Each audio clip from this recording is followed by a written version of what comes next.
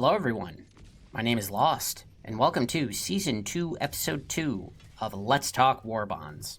We will of course be setting our thermites to stun, no I'm not kidding, with the Force of Law Warbond, the most shocking warbond. Yes, I know that's a terrible pun, but seriously, I never could have predicted how this came out.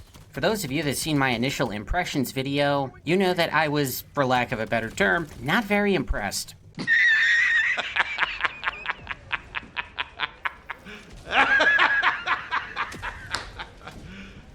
You serious?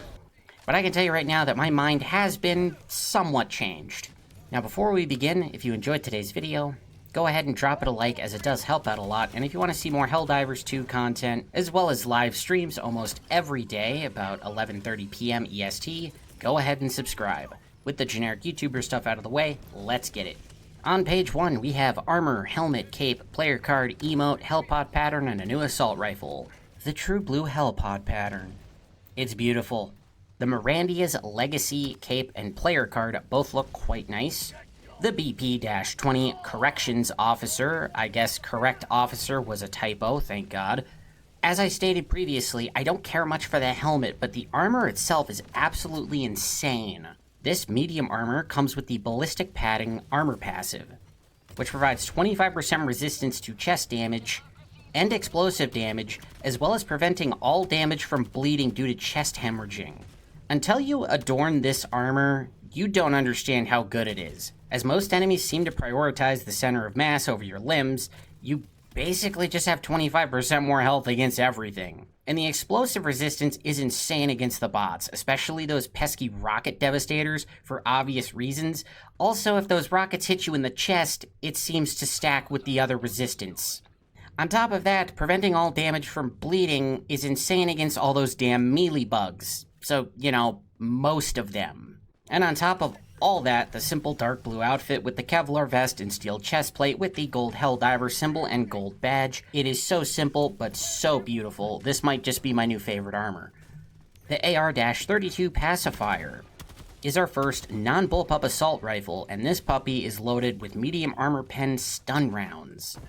And you know what? I really wasn't expecting anything out of this gun, which is probably why I'm so impressed. I would argue its performance is on par with the Liberator pen. The magazines are slightly smaller, with only 40 to the Liberator's 45, and you only get 7 magazines instead of 8 with the Liberator's standard magazines. And the Pacifier doesn't have any magazine options of its own, just the usual muzzles, underbarrels, and sights. I think it's pretty good. What was most surprising was that I actually seen other people complaining about this thing, saying that it was bad. My question is, do you play this game? Or are you one of those people that just uses the double-edged sickle all the time? Because, I mean, yeah, it's no double-edged sickle, but that thing's just ridiculous. But if we compare it to other medium armor pen ARs, the BR-14 and the Lib pen, I'd say it's a perfectly competitive option. Though, drum mags would be nice to have.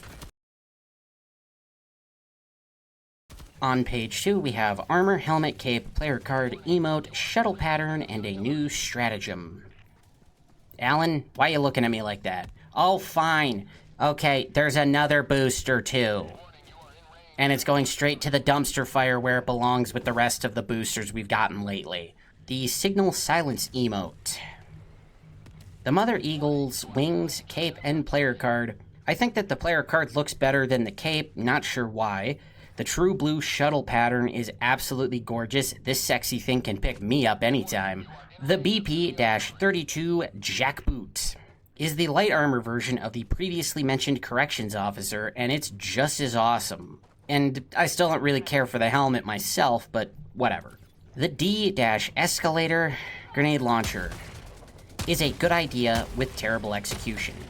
They could have given us incendiary grenades, they could have given us gas grenades. Anything but arc.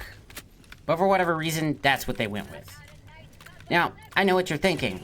It kills stuff really good, doesn't it, Lost? Yes, it does a very good job of killing stuff. Nobody's denying that. But the problem is, it almost kills stuff too good because that arc can go into friendlies, if not you. And this wouldn't annoy me so much if they didn't just give us a brand new armor in the same Warbond with explosive resistance. Which is, again, explosive resistance, not arc resistance, so it does nothing against this. If you were using the regular grenade launcher, of course, that explosive resistance would come in clutch. And that's all before mentioning this thing's reload is pain. Comparing it to the normal belt-fed grenade launcher, the difference is night and day. I mean, they could have at least given us a damn speed loader, but hell, the Senator didn't always have a speed loader, or so I'm told, so maybe they'll add it later. Also, where the normal grenade launcher has the utility of closing bug holes, blowing up bot fabricators, and illuminate dropships, this does none of that. So for those reasons, I can't recommend this thing over the grenade launcher we've had since day one. Oh yeah, and then there's the stun pods booster. I have no words, and I would like to ask the developers to stop making pointless boosters for the sake of making pointless boosters. Stop wasting time coding these, and maybe do more bug checks before updates come out, because man, this game has been crashing more than a Bethesda game lately. Anyway, on to page 3.